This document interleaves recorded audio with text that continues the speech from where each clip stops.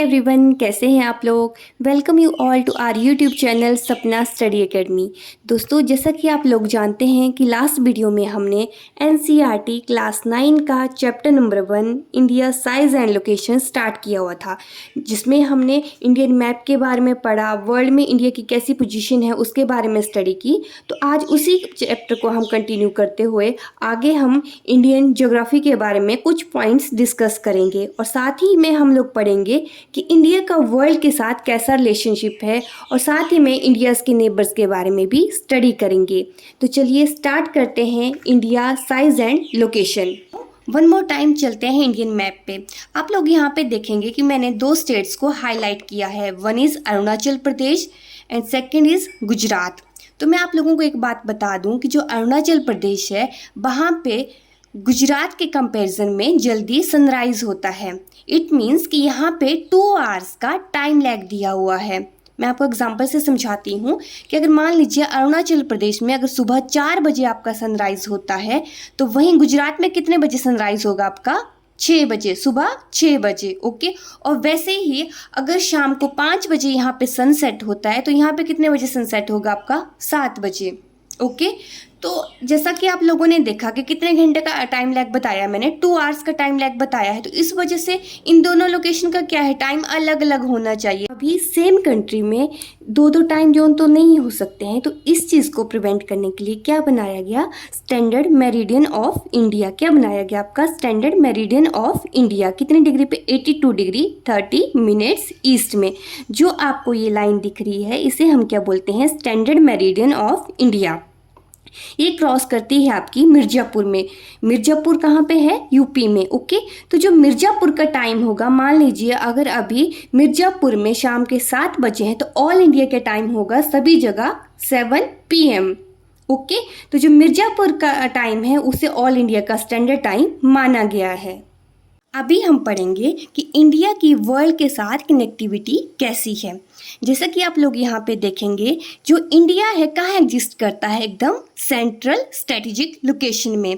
इसे हम strategic location क्यों कहेंगे? क्योंकि इंडिया का कुछ पार्ट किससे कनेक्टेड है? लैंड से, और कुछ पार्ट किससे कनेक्टेड है? आपका ओशन से। ओके। जिस वजह से आपका जो इंडियन लैंड मास है वो किससे कनेक्ट हो जाता है? आपका West and East Asia. India का ये वाला जो पार्ट है इसे हम कहते हैं डेक्कन पेनिसुला, और इसी की वजह से इंडिया का कांटेक्ट और किसके साथ एस्टेब्लिश हो जाता है? West Asia, Africa, Europe, South East, East Asia. Okay.